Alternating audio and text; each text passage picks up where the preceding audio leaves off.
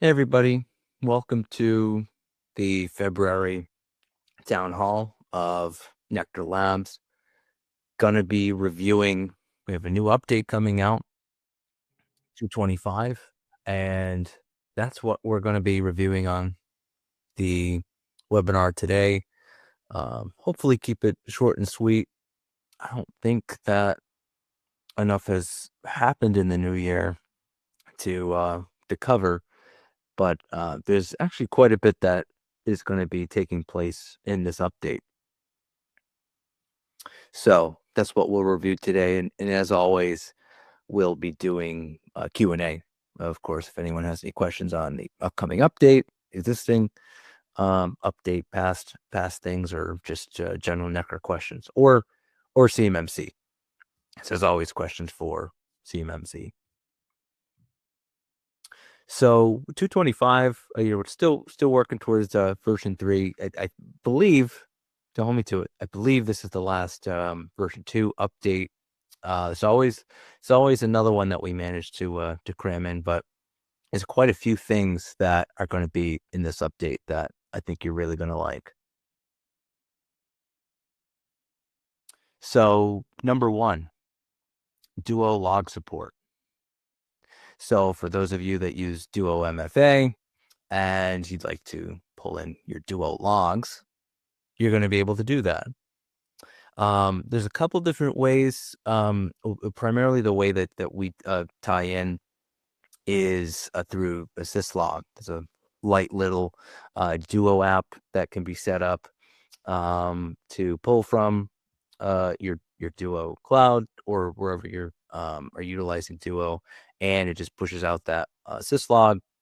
So we're able to see all user actions and admin actions and what is happening with Duo MFA if you're using that in your company. So there's a dedicated dashboard, as always, reviewing users and IPs and outcomes that you can filter down, and you can see what everyone's doing and search through all of the different parse logs that we have.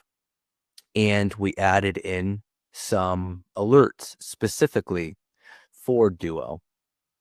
So for that, we're going to be looking at admin login, admin password reset, high risk access device connection, high risk authentication device connection, integration created by a user or deleted, and then of course if there's an unsuccessful authentication with Duo MFA. So that's going to live under reports, alerts, and there's a new Duo area that you can select and add any one of these or all of these different alerts that we have for Duo. Additionally, there's a big one and was actually prompted by a request from a C3PAO, but it's also something that some other users asked for, and I think it's very valuable, agent down detection. So we added monitoring for agents so that we can know a couple different things. We can generate an event if a host is determined to be down, and you can select the time window. So if we're not receiving, and you can pick which quote unquote agents to monitor, or as you know, there's a few different things you can turn on when it comes to agents, whether it's files, metrics, auditing, or Windows logs. So you can select one of them, you can select all of them. You can say, I want to know if I'm not seeing Windows logs from my server for a period of 10 minutes, and I want to receive that email. Now, it will generate an event regardless, but you can also be alerted upon said event. Additionally, you can know if for some reason we're not getting an inventory, i.e. the system hasn't been seen for a period of days.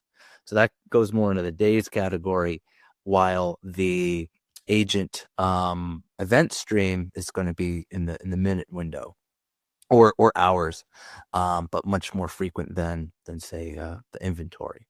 So we can say, okay, well, I want to know if a host has it, but I'm not logging from that host. I'm just getting inventory from an asset, but I want to know if that host drops off, if I don't see that asset for a period of a certain number of days. So this is configurable at the group level.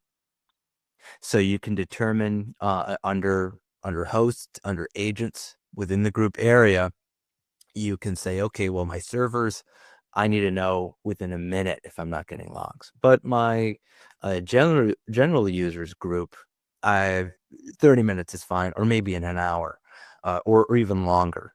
So you can be prescriptive at the group level to determine not seeing an agent from an inventory standpoint, or I'm not getting logs from a particular agent within a group. So that is what that looks like for agent down detection. That is where it can be configured.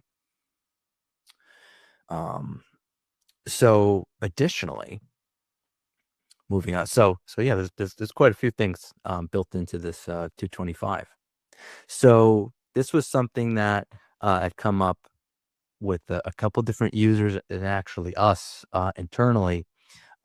Unique count. So this is built directly into the Discover area. So there's now a tab. There's now a tab in the Discover area that is this unique count tool, and you can see all the different values for a particular field, and then how many times they appear. So this was coming from some of the tables are limited, or sometimes on the dashboard where it shows you like the top 10 most frequent. Well, you might want to see the most infrequent. You want to know if, yeah, sure, this user, I see this user account hundreds of times. I want to know if there's a single event, and in view to see to switch between, okay, most to fewest. So then you can track and see, okay, I want to know, maybe you have a like a break glass account. So you can you can do that now through different searches to know, okay, well, I want to know if this particular account was logged in. But this also will just allow you to bubble up to the top. Okay, what are infrequent, 1, 2, 5, or 10 counts of a certain event, and just really allow you to sift through the data more cleanly with this unique count tool. So with this, it's built in here, so you can use it directly, but then there's also a report that coincides. So this will show up in the reports, either on demand or scheduled. So you can include a singular or multiple saved searches for unique accounts that you're filtering, that we just saw on the previous screen. So we can see, okay, I want to filter down for this value. I want to filter down for this value, adds it to a search. And then, but if you save multiple ones, you can have them show up on a singular report. So perhaps a report of 10 different searches that will let you know if, very small number of events happens for particular either outcomes or users or what have you, whatever the search was, just so you can essentially pull a needle out of a haystack much more easily than you could before with the platform. So that is this unique count tool. Sean wants everyone to know that this is his favorite piece of the update that he added in. So additionally, outside of because SMTP is good for a lot of people, most people, but things are starting to shift, especially with 365 and Microsoft Graph API tie-in, so we can connect directly into the mail side of 365 rather than relying upon SMTP. You're able to do that. So if you want to tie in your mail to send emails via the Microsoft Graph API, you can now do that with this feature. This will show up in the outgoing mail settings. Before it was just SMTP. Now there'll be both of these in here. So you can tie it directly to your 365 account. And much like when you're setting up logging for 365, you'll select the plan type. So enterprise/business plan, GCC, or GCC High. Outside of that, we also added in, Ritesh, it does work with GCC High. Yep. So this little drop down here, let me actually see real quick if I could just pull it up just to show you. Because the words are good, but actions are better. So, so right now, so this is actually just set up with something. So if I just hit reset here, just to clear it. So Microsoft Graph API, GCC High. So yes, absolutely. So going back to our slideshow here. So setting a host name. So this is something, so this is kind of a two-part. So number one, could set the NeQter host name. So this will show up. So you can identify your NeQter. If you wanted to give it its own name, rather than before, I think the default was just NeQter. But if you want to name it something else, have that show up, on your domain, you can set that. And this is important as well, because separately we now have an ability to, in the when you get like an email from NeQter, especially if you set a a temporary password, being able to know, hey, where do I go, where do I go to log in? So this is going to be configurable. So otherwise, the instead of having a host name, it's just going to be the IP address of the NeQter. But if you set the host name, so if you have like a DNS record for your NeQter and you set up like nectar.local, then the password reset will now include a hyperlink right to your NeQter. So if you set up that DNS record and you go to navigate and you say, okay, well, I either reset my password or I have a temp pass created, it will show up in the email. So you can just click there and it will take you right to your NeQter. Right now, it just says, your password has been reset. Here's the temp pass. And so for most people, they have a single NeQter. They already know where it is. Doesn't matter.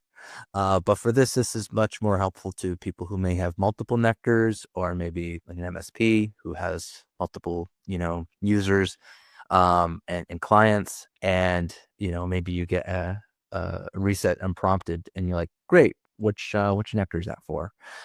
So this will allow you to put that, be in the email automatically. And you can click there and it will take you to your NeQter. So that is that kind of two-part feature, the host name and then the updated password reset email. And additionally, there were a couple, these showed up in events, but we went and added a couple into events and then added the alerts for being able to get an alert if there's an admin login, administrative login, successful login, a failed login, of course, with NeQter, a terminal login. So this is going to be more on the, support, if they need to do a remote support session and engage the, SSH, that will be a terminal login. So that will generate. And NeQter user login, successful login for non-administrative user. So will the failed login show the username of the account that failed the login? Yes. Let me just see if I can find an example.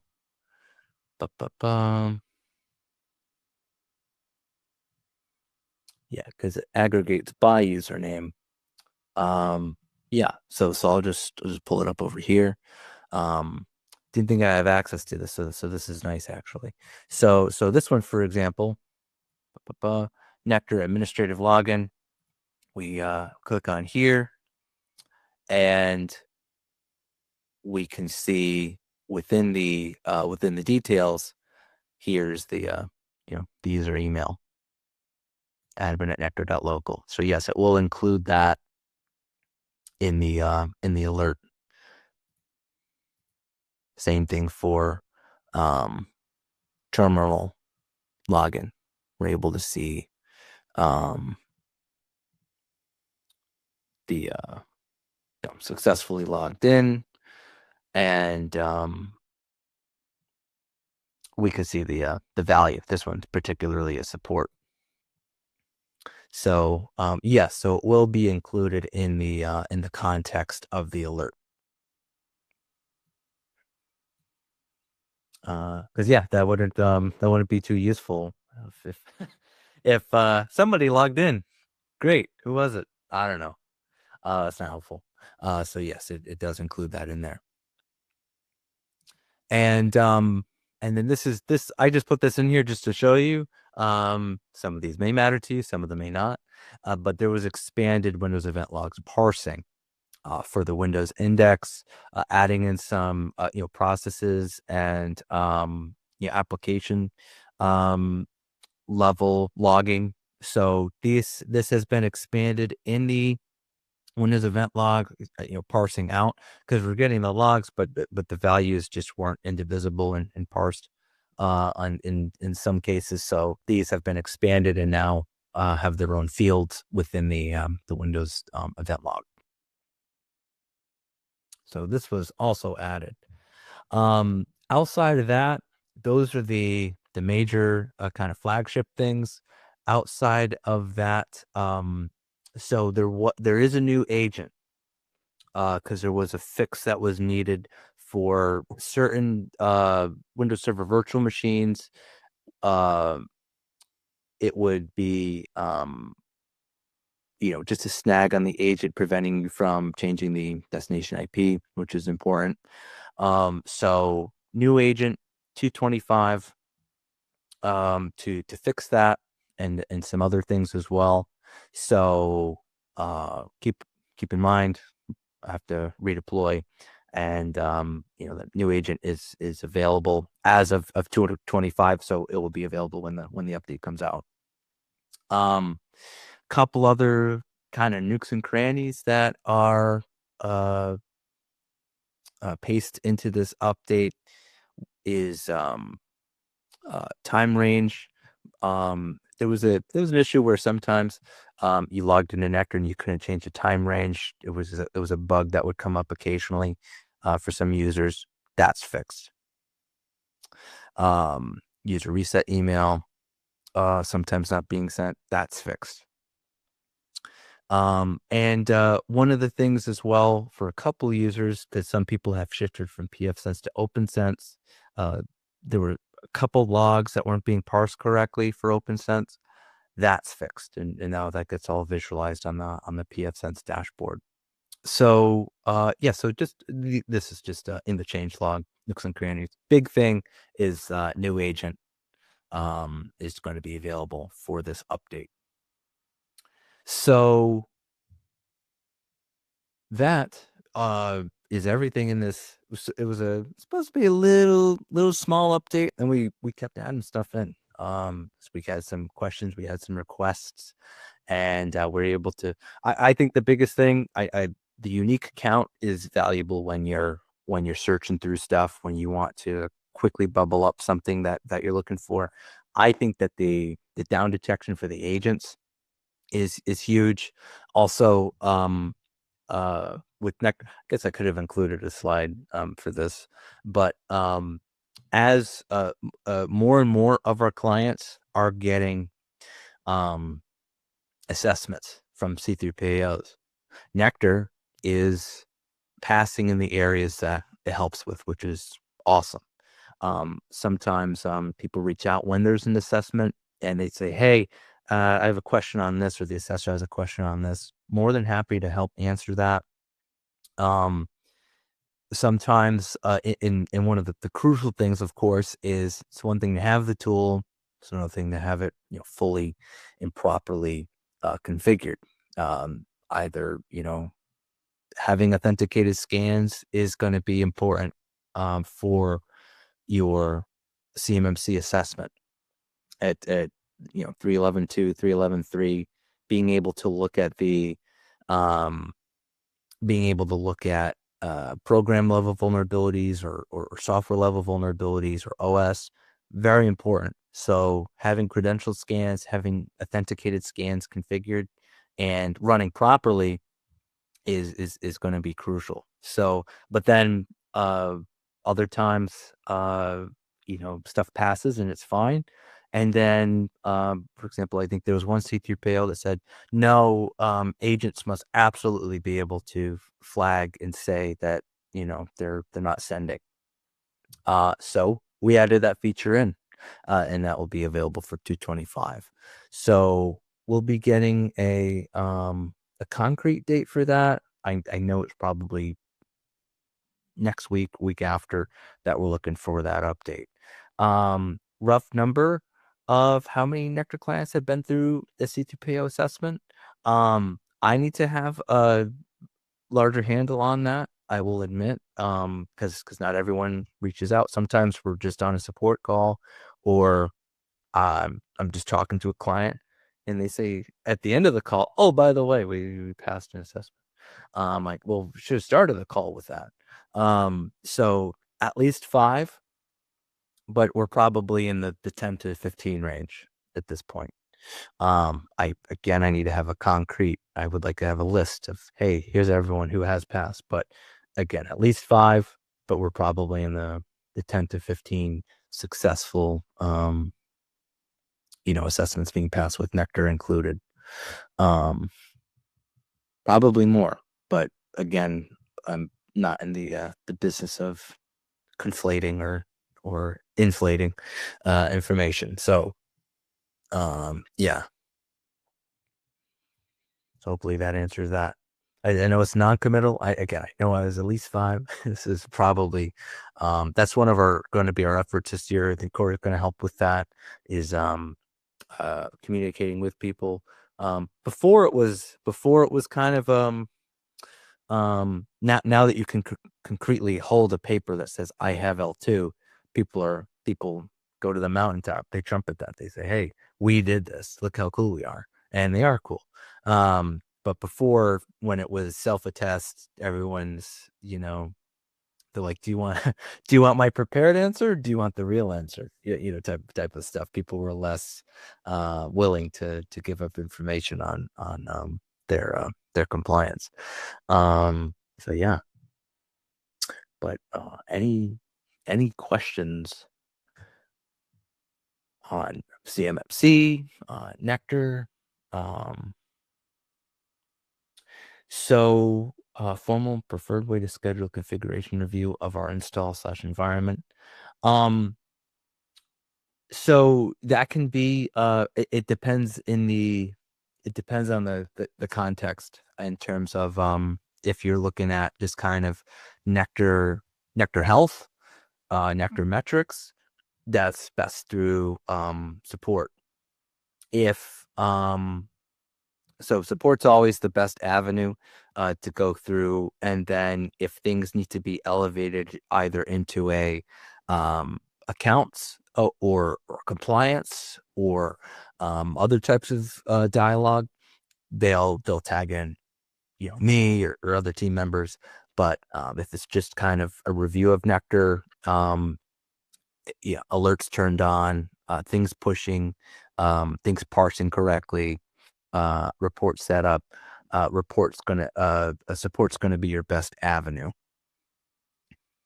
at least from a first touch point.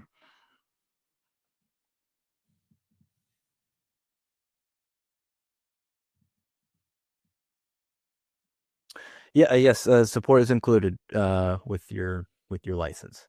Um, so well, another thing, Shannon, is we do have something that we do have that is also included is quarterly standing meetings with support. They're kind of a they're the NeQter quarterly kind of health checkup meetings where you have an audience with support to tackle these things proactively outside of support, which again is included with NeQter. In terms of just to talk through the best way, a couple different avenues to reach out for support. So there's support at NeQterLabs.com. You can just shoot an email, and that will create a ticket. You can also call into NeQter if you want to just immediately call and talk with someone for support. So let me just include these in the chat. So support at NeQterLabs.com, and then you can obviously call our main line, 401-608-6522. That's NeQter.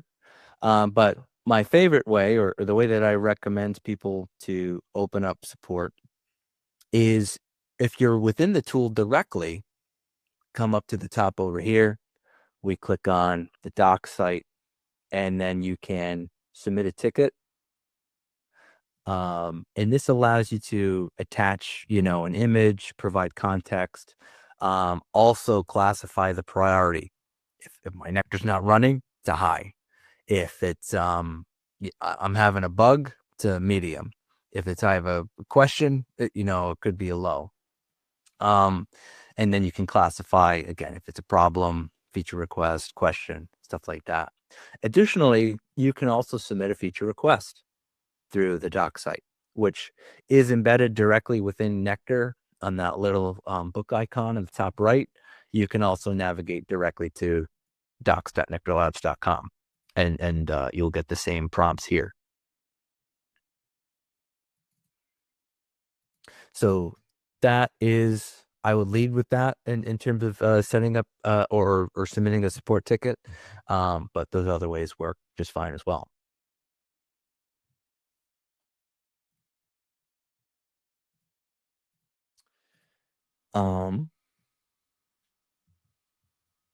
And saw someone else typing. I want to make sure all questions are answered.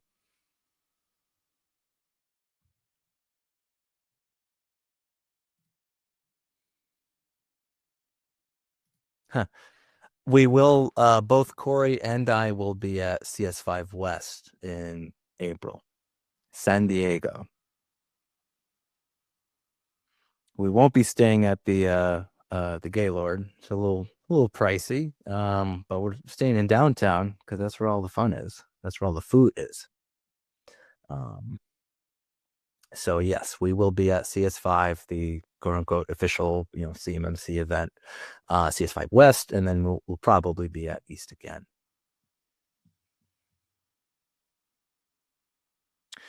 In terms of OAuth, that is not in 225, that'll be a later update, probably included or would be post version 3. We kind of bridge the gap a little bit with or at least from the email standpoint with the Graph API. But yeah, right now, from a login standpoint with NeQter, it's local login or can tie into LDAP, and then OAuth will be down the track.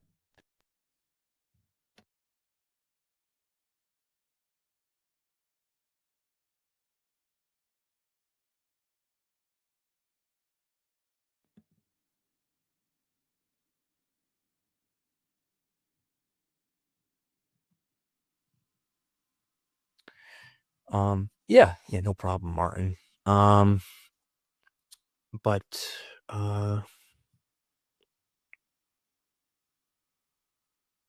yeah, and then also, another thing, I'll just mention, since Shannon asked about support, a separate thing that I run in addition to these monthlies, of course, is a bi-weekly group training demo. Next one is actually tomorrow. I'll include the link. So it's bi-weekly on Wednesdays. It trades off between 11 a.m. Eastern and 3 p.m. Eastern, just to kind of balance time zones. It's called a training demo. It's kind of turned more into multiple clients turn up, and then we kind of have a roundtable of sorts, answer questions, cover things. But this is kind of a questions can be asked. The original intent of this was to cover I have a new team member. They haven't seen NeQter. Can they get a walkthrough? Sure. Have them join the bi-weekly scheduled. But yes, it's kind of evolved into a little bit of something else, something better, I think. Where kind of dedicated either one-on-one time or group setting, covering different scenarios within NeQter, questions, CMMC sometimes crops up as well. So that's something else. So with the monthlies that we run, you sign up for one, we string you into each one so that you get this monthly on your calendar every month. The bi-weekly, you pick which sessions that you want to join. You can pick every session, sure, but you'll only be sent a reminder for the ones that you specifically wish to join. So that's that link for that. And something we've been chewing on as well is if of course if people want to setting up more of a customer roundtable of sorts for people to work through things or talk through things, because as opposed to this where I'm just monologuing and talking to all of you, the bi-weekly allows us to add people, anyone who shows up joins the stage. We have a group discussion. So that's what that link is for. Yeah.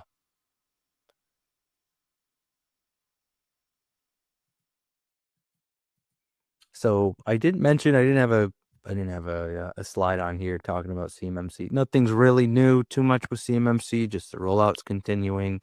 As of last, I just checked this morning, same number of C3PAOs, 96.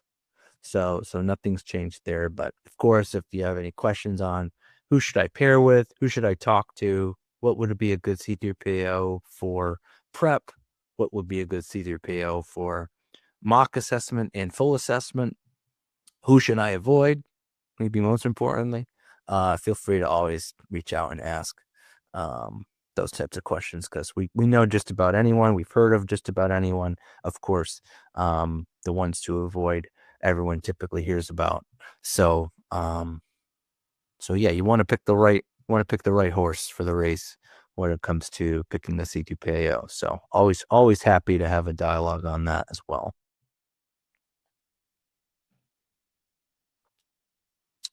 So don't want to blather on too much longer. Any other questions that I can help with or Corey can help with, or otherwise we can look to close up for today. These, as always, are recorded and put up on our YouTube channel.